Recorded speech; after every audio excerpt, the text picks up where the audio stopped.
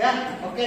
Jadi next saja. Yang pertama adalah karir manajemen. Nah, karir manajemen ini sebelum kita membahas lebih dalam tentang apa itu karir manajemen. Jadi yang pertama itu kita harus tahu dulu sebenarnya apa itu karir. Jadi kalau karir di zaman sekarang sama zaman dulu itu sebenarnya pengertiannya berbeda, guys. Jadi kayak kalau karir di zaman dulu yaitu zaman-zamannya mereka baby boomer, karir ini sebenarnya didefinisikan sebagai jenjang pekerjaan yang terus-terus naik gitu loh. Jadi semisal orang yang naik jabatannya, maka itu disebut jenjang karir mereka.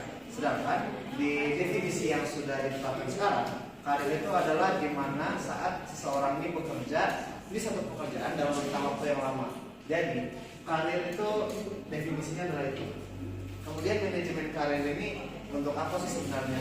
Jadi manajemen karir ini adalah untuk manajemen di mana karyawan ini diberikan sebuah pencerahan atau sebuah tujuan tentang mereka ini karirnya mau kemana, mereka pengen memfokuskan karir mereka kemana.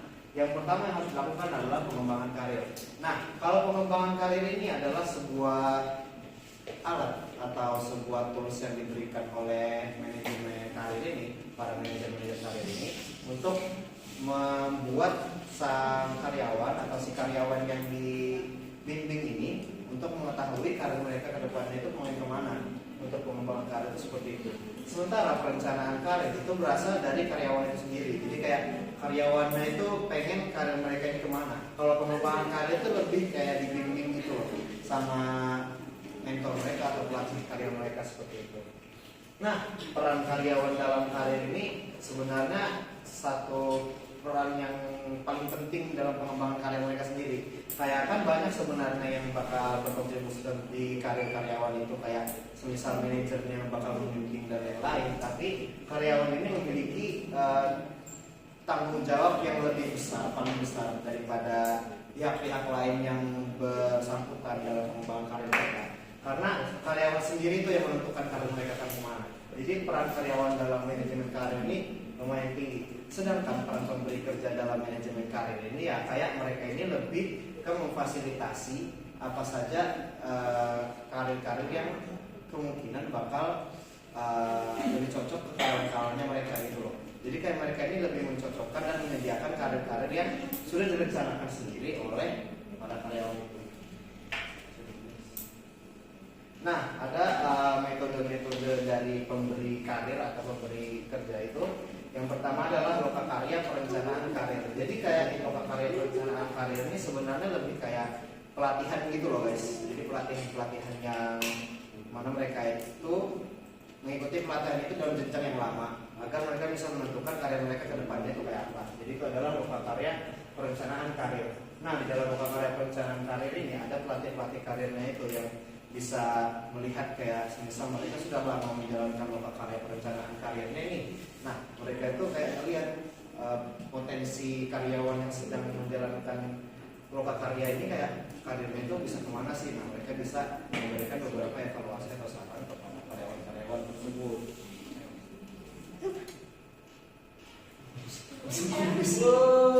Guys, cepat ya.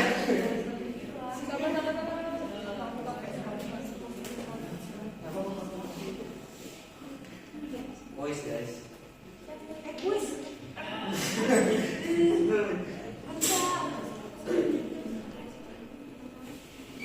Apa jadi dia? Belum. Jawabannya yang warna Yang mana? yang warna Abu-abu.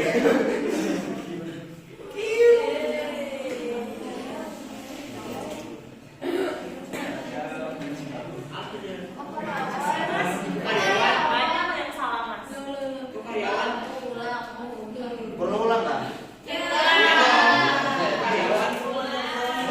Enggak, coba balik. Nah, jadi kan tadi aku bahas di sini peran karyawan sebagai dalam sistem pengembangan karirnya mereka itu kayak apa? Karyawannya memiliki tanggung jawab yang paling besar dalam pengembangan karir mereka sendiri. Soalnya mereka menentukan karir mereka itu gimana ke depannya. Perencanaan karir mereka itu kayak apa? Kayak mereka cocoknya di mana? Kalau segalanya itu ditentukan oleh manajer kan nanti kayak dia juga gak nyaman gitu loh. Kalau misalnya itu bukan di jalannya dia. Jadi tanggung jawab paling besar dalam pengembangan karir seseorang itu adalah orangnya sendiri.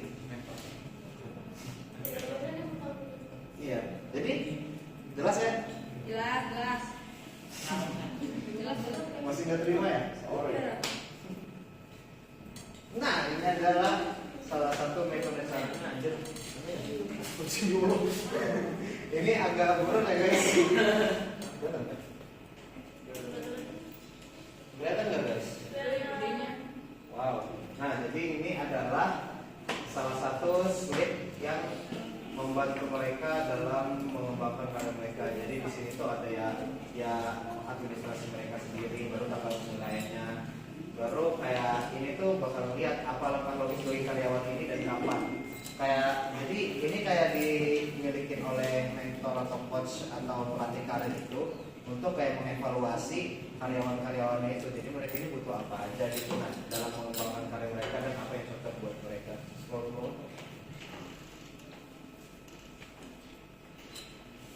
Nah, kayak misalnya kan karyawan yang baru masuk dalam kantor atau pekerjaan kayak gitu.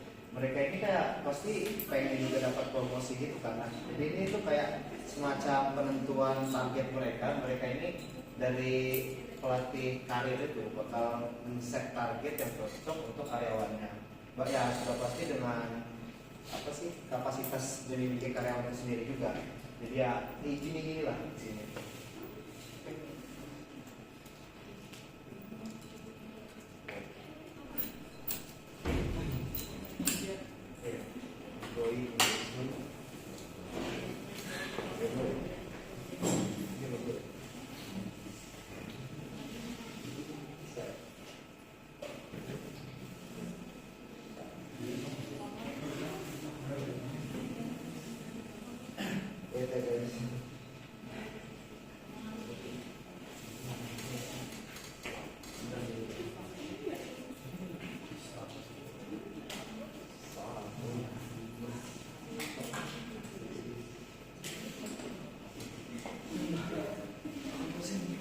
Nah, jadi employee engagement guide for manager. Jadi ini kayak beberapa panduan untuk para manajer dalam employee engagement mereka guys. Nah, jadi kayak engagement itu apa sih bahasa Indonesia? Engagement itu keterlibatan. Ya, keterlibatan manajer untuk kepada karyawan gitu. Jadi yang pertama ini juga pasti berkorelasi sama yang sudah aku jelaskan sebelumnya, itu manajemen karir. Oke, nah di sini ada upaya pengembangan karir berorientasi komitmen. Jadi ya kalau mereka ini tidak berkomitmen dalam pengembangan karir mereka sendiri juga, itu bakal kayak sia-sia apapun yang diberikan sama pelatih karir itu sendiri, yang diberikan sama manajer mereka sendiri. Ya kalau mereka tidak berkomitmen sama diri sendiri dalam mengembangkan karir mereka, itu ya sama aja kayak apa ya, kayak nggak bakal bisa gitu. Nah jatuhnya kayak bakal disuapin terus-terusan. Jadi ya pengembangan karir itu ya balik lagi ke komitmen diri sendiri gitu guys.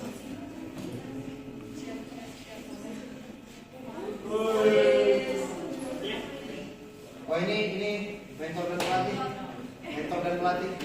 Jawab aja. Yang warna oranye mentor dan pelatih. Jawabannya itu aja. Iya. Nanti cut ya.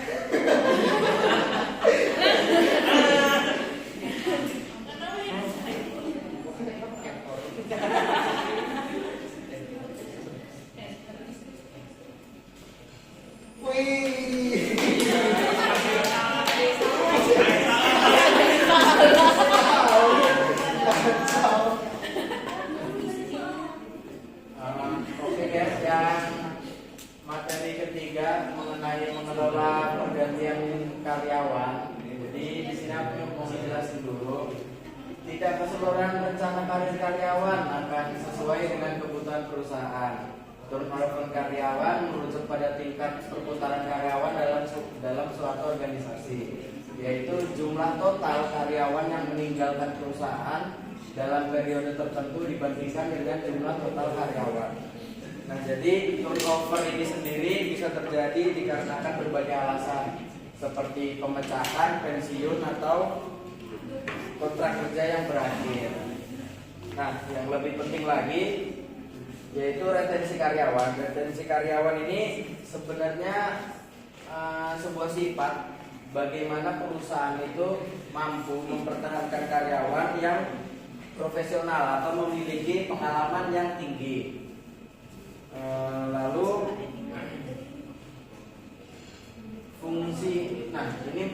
ngebahas seberapa penting sih sebenarnya retensi karyawan itu sendiri bagi perusahaan. Nah, yang pertama yang jelas yaitu mengurangi biaya. Mengurangi biaya itu sendiri dikhususkan untuk kalau misalnya perusahaan ini mau ngambil karyawan baru kan tentunya diperlukan kayak semacam pelatihan gitu teman-teman, guna meningkatkan kinerjanya di dalam perusahaan. Nah, yang kedua ada meningkatkan produktivitas. Yang kedua ini karyawan yang bertahan lebih lama di perusahaan memungkinkan karyawan itu sendiri kayak sudah hafal gitu loh kinerjanya di perusahaan. Jadi di lingkungan itu insya Allah sudah kata. Nah, yang ketiga ada membangun chemistry. Tentunya untuk sesama karyawan ataupun karyawan dengan atasan ataupun karyawan dengan manajer ataupun karyawan dengan pemberi kerja. Kalau misalnya mereka ini sudah bergandengan bekerja dengan kurun waktu yang lama, otomatis membangun chemistry yang sudah kuat. Jadi membangun chemistry ini sendiri berdampak positif bagi perusahaan. Yang keempat ada meningkatkan loyalitas dan keterlibatan karyawan dalam pekerjaan. Seperti halnya program penghargaan atau program ketika karyawan sudah mencapai suatu tujuan, maka manajer atau pimpinan karyawan bisa memberikan kayak semacam reward. Lalu yang terakhir ada kualitas kerja. Karyawan yang sudah lama mendalami pekerjaan tersebut pastinya memiliki pengalaman yang sangat tinggi teman-teman. Nah, jadinya untuk kualitas kerja dari karyawan sendiri ketika perusahaan ini dapat menjalankan retensi karyawan, kualitas kerja dari karyawan itu sendiri semakin bagus dan efisien. Berikutnya ada job withdrawal. Untuk job withdrawal ini sendiri adalah proses di mana karyawan secara bertahap menarik diri dari pekerjaan mereka. Biasanya dikarenakan tidak kepuasan yang menyebabkan absensi yang lebih tinggi. Absensi yang lebih tinggi ini dalam kurung maksud yang pertama karyawan masuk perusahaan ini masih kayak aktif gitu loh teman-teman, masih kayak rutin ikutin kegiatan-kegiatan yang diwajibkan, tapi makin ke belakang pekerjaannya absensinya seperti bolos, sakit atau alasan apapun jadi semakin banyak. Lalu penurunan produktivitas yang awalnya karyawan ini semangat kerjanya, nah, akhirnya dikarenakan job withdrawal ini karyawan menjadi menurun produktivitasnya atau pekerjaannya. Lalu ada pengunduran diri dari karyawan. Berikutnya di sini aku mau ngejelasin ada dua yang paling penting, yaitu pertanda job withdrawal ini sendiri, yaitu yang pertama penurunan kinerja dari karyawan itu sendiri. Jadi kalau misalnya manajer ini sudah melihat karyawannya ini sudah kayak malas-malasan atau kinerjanya itu semakin hari semakin menurun, hasil pekerjaan yang dihasilkan semakin sedikit, maka itu sudah masuk di pertanda job withdrawal itu sendiri teman-teman.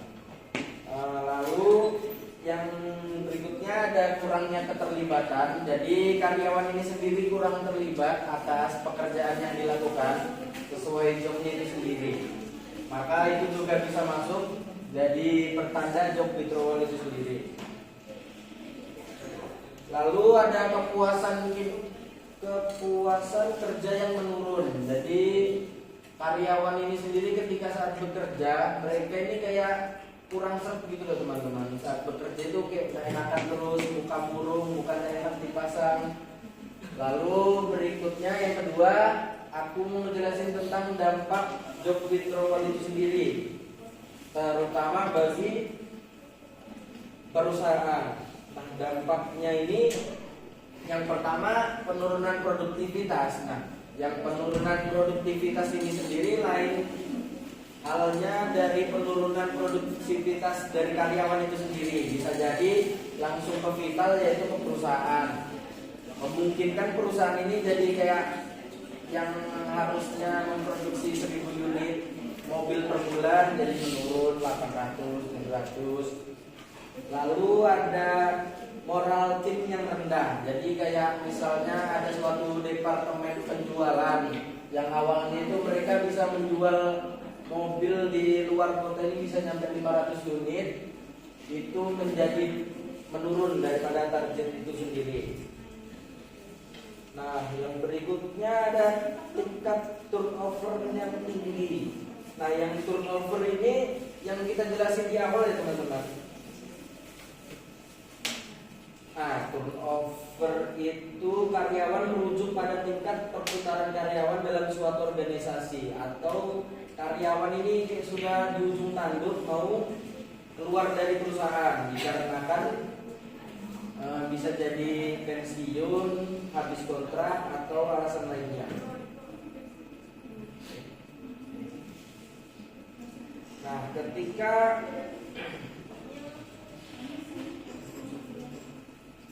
daripada pengunduran dikarenakan pengunduran diri dari karyawan ini sendiri, maka dampak job withdrawal ini sendiri bisa dikatakan sangat tinggi bagi perusahaan. Berikutnya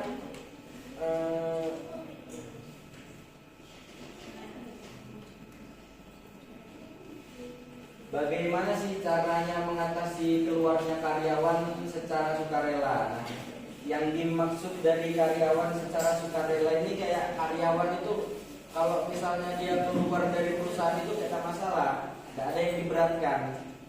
Bisa jadi di dalam perusahaan itu kayak kurang gaji ataupun budayanya yang tidak sehat. Caranya itu yang pertama ada mengidentifikasi tanda kutip kenapa para pekerja dengan sukarela meninggalkan pekerjaan mereka. Nah, biasanya mereka tak puas sama pekerjaan ini dikarenakan budaya perusahaan itu sendiri, teman-teman. Nah, yang kedua, peran manajer untuk mempertahankan karyawan. Jadi peran manajer ataupun pemberi kerja ini sangat vital, dikarenakan peran manajer dan pemberi kerja ini harus kayak punya moto dalam dirinya itu. Kalau misalnya mempertahankan karyawan itu poin nomor 1 di dalam hatinya untuk menjalankan tugas mereka di dalam perusahaan. Nah, berikutnya ada pendekatan komprehensif untuk ini terpotong teman-teman, untuk mempertahankan karyawan. Jadi untuk pendekatan komprehensif untuk mempertahankan karyawan ini sendiri bisa dengan cara mengidentifikasi permasalahan potensial dari karyawan yang merupakan langkah penting untuk mempertahankan karyawan itu sendiri. Hal ini bertujuan untuk mendeteksi dan menangani isu sebelum menjadi masalah yang besar. Di sini dikatakan bertujuan untuk mendeteksi dan menangani. Jadi sebelum isu yang kecil di dalam perusahaan itu menjadi masalah yang akhirnya menjadi besar, perlu dikatakan kita harus mencari dulu identifikasinya, permasalahan potensial di dalam perusahaan ini seperti apa, ataupun di lingkungan karyawan itu seperti apa. Lalu next, Kuis. Jawabannya apa? Asal bola.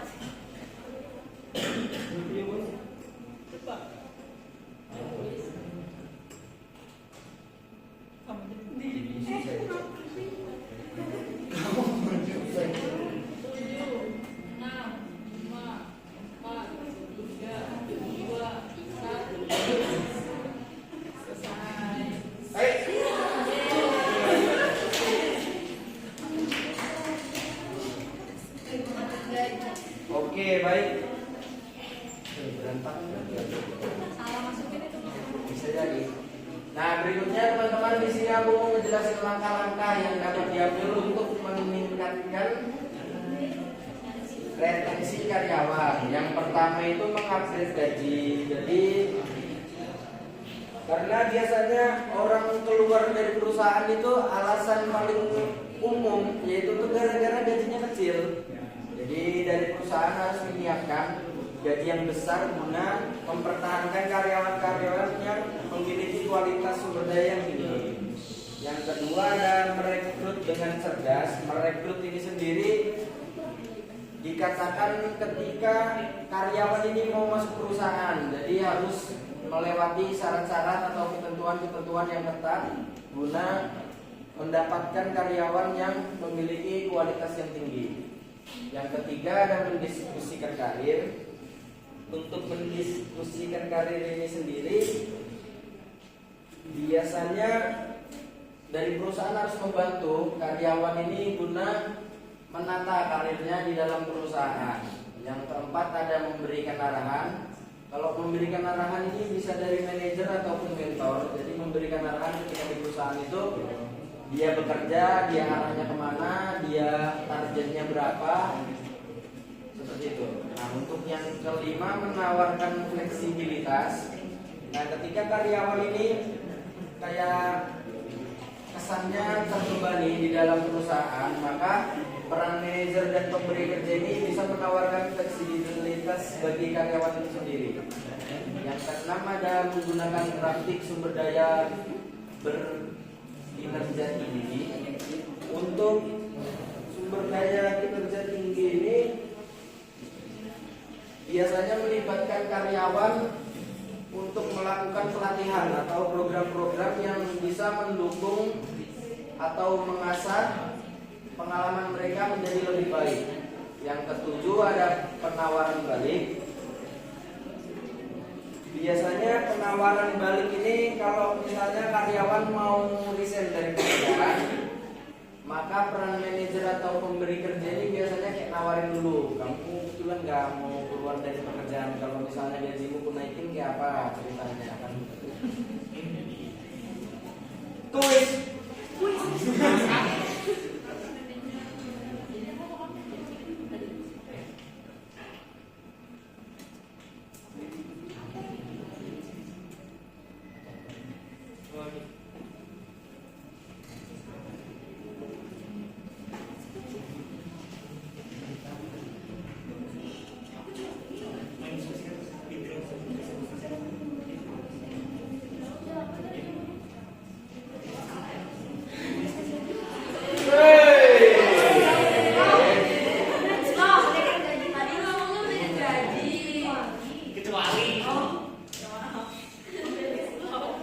Biar sesuai ya teman.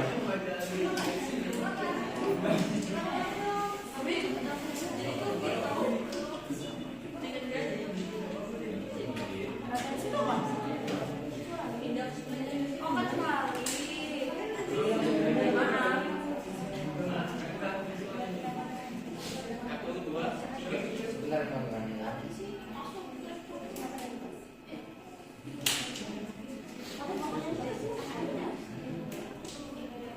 Itu aplikasinya.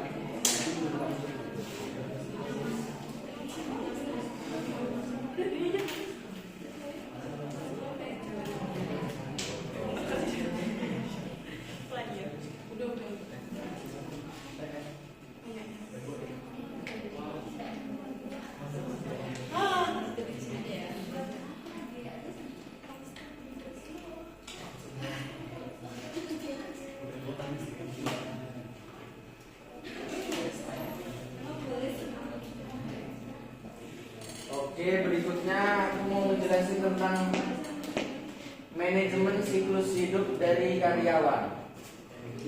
Manajemen karir siklus hidup dari karyawan. Nah, kan? Yang pertama ini ada membuat keputusan untuk mempromosikan karyawan. Jadi untuk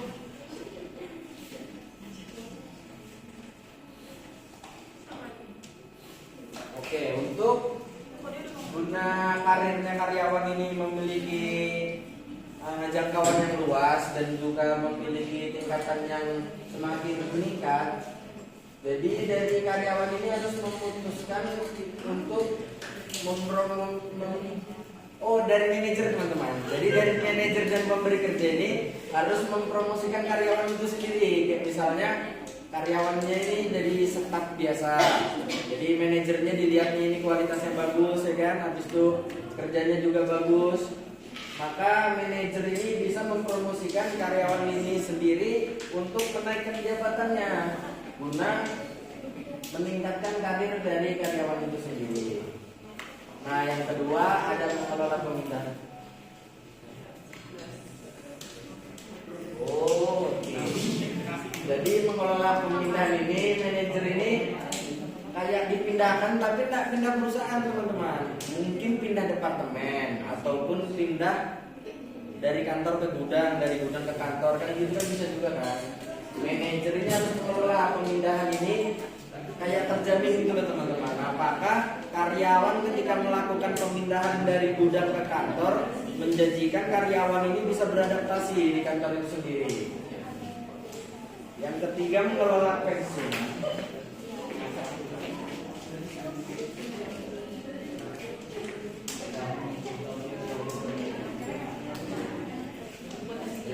Oke, untuk mengelola pensiunan itu sendiri.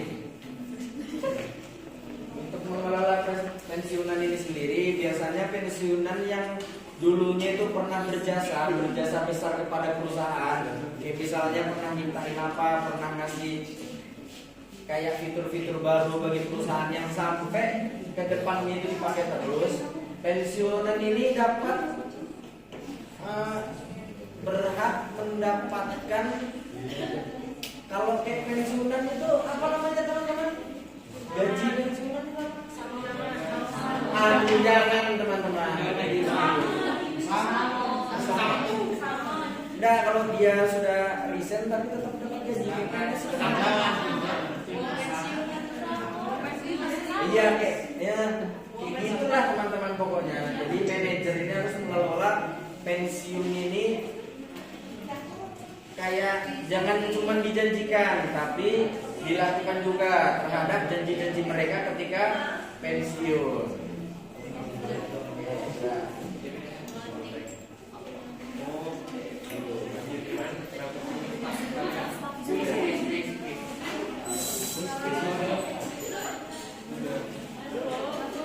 Oke, jadi selanjutnya di sini ada manajemen atau mengelola pemencatan.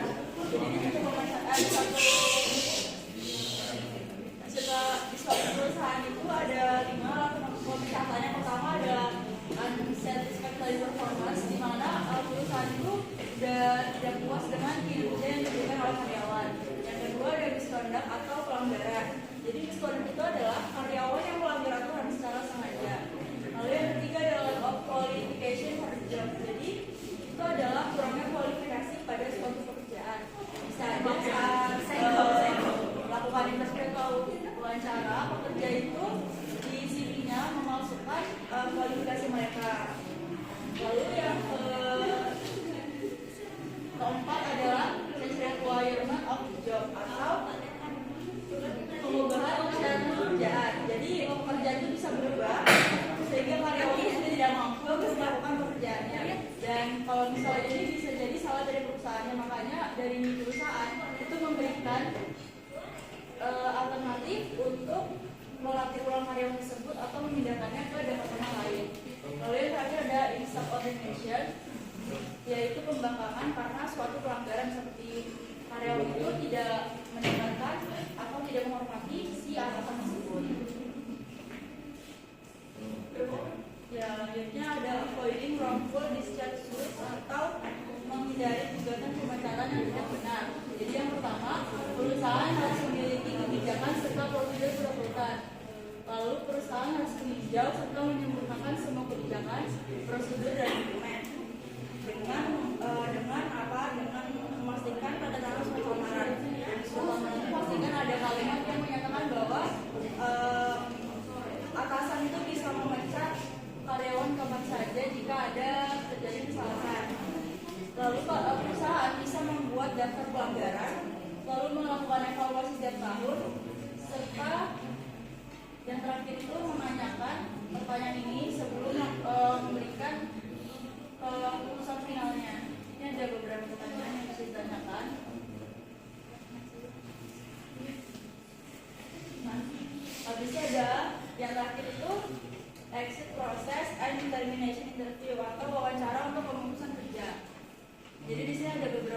tahapan yang pertama itu merancang interview dengan hati-hati. Lalu yang kedua mau melakukan kesempatan sebentar saat karyawan masuk dalam ruangan agar karyawan itu bisa merasa nyaman sebelum manajer memberikan keputusan. Lalu menceritakan situasi atau alasan pemecatan, karena nggak mungkin kan kalau karyawan begitu masuk langsung dibilang kamu dipecat, nggak mungkin kan. Lalu yang terakhir itu adalah mendengarkan karyawan. Jadi ketika manajer sudah menceritakan alasan pemecatan, bisa jadi karyawan itu punya pembelaan untuk dirinya sendiri. Maka kita sebagai manajer harus mendengarkan karyawan tersebut. Selanjutnya adalah menjelaskan persamaan yang sesuai dengan kebijakan perusahaan. Lalu yang terakhir ada mengidentifikasi langkah-langkah selanjutnya. Adalah menyesuaikan downsizing dan merger. Jadi downsizing itu adalah pengurangan pekerja di suatu perusahaan. Itu biasanya ada beberapa alasan seperti mungkin perusahaan itu ada utang dan lain-lain. Jadi yang pertama itu adalah pastikan kalau perusahaan itu memecat orang yang tepat. Jadi bukan orang yang potensial yang dipecat. Lalu yang kedua, saat pemecatan pastikan perusahaan itu mematuhi hukum yang berlaku. Yang ketiga, pemecatan dengan adil dan bijaksana agar karyawan merasa adil dan tidak disakiti. Lalu memastikan keamanan perusahaan. Jadi di sini kalau misalnya perusahaan itu sudah dipecat, pastikan karyawan tersebut yang memiliki akses internal ke perusahaan. Lalu yang terakhir adalah melakukan program khusus kepada karyawan yang masih ada.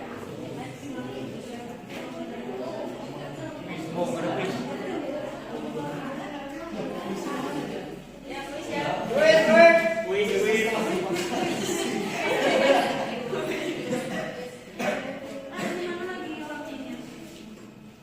Astagfirullahaladzim, apa ya? Kecuali ya. Sengaja tuh kan? Jawabannya tapi setidaknya lu pasti banyak Habis guys. Wih, jalannya suara salah gitu. Cep. Leaderboard. Pegang.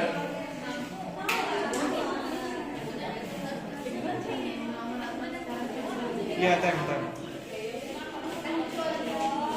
Kalau praktisi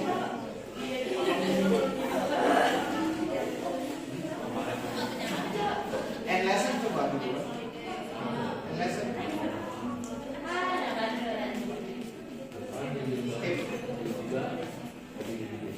Siapa, Cok? Siapa Patu? Yuri Bos, Cok. Yuri Bos.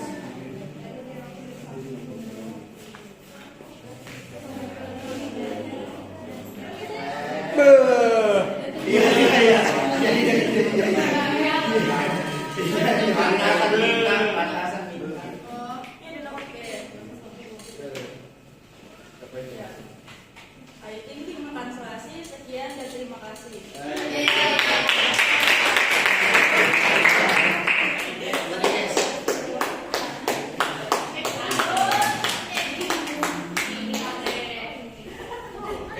Ternyata dilapor.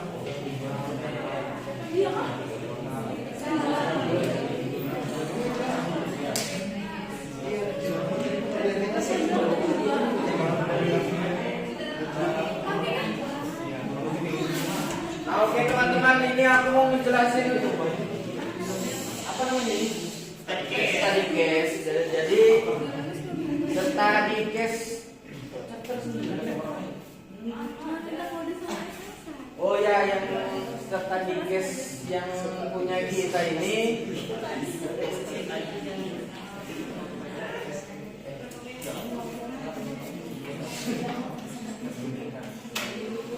Nah, di sini kami kan sudah menyiapkan satu case, lalu berikutnya yang pertama itu kalian diminta tiap kelompok itu mendiskusikan langkah apa yang kalian sarankan untuk dilakukan PT itu sendiri dalam meningkatkan retensi karyawan. Ya dimengerti ya. Masih ada yang mau nanya retensi karyawan itu apa? Mau. Usah. Apa itu retensi Kak? Jadi terus yang kedua ya. Apakah ada informasi dalam materi yang membantu mengilustrasikan langkah-langkah lain yang dapat diambil PT KAI untuk meningkatkan retensi? Jadi di sini kalian diminta menyebutkan apakah ada informasi atau cara-cara untuk membantu kayak mengilustrasikan langkah-langkah gitu nah yang bisa diambil PT KAI untuk meningkatkan retensi. Ini kurang lebih ada sama yang pertama, tapi yang kedua ini kayak gimana kalau di case-nya ini biar langsung membantu secara langsung gitu nah teman-teman. Jadi di nomor 2 ini nanti diminta kayak diperjelas lebih jelas. Nah yang ketiga gunakan sumber-sumber internet lainnya termasuk jurnal atau website KAI untuk melengkapi jawaban Anda. Ya. Oh berarti ini untuk pencariannya terserah ya, teman-teman, bisa langsung dari website KAI itu sendiri.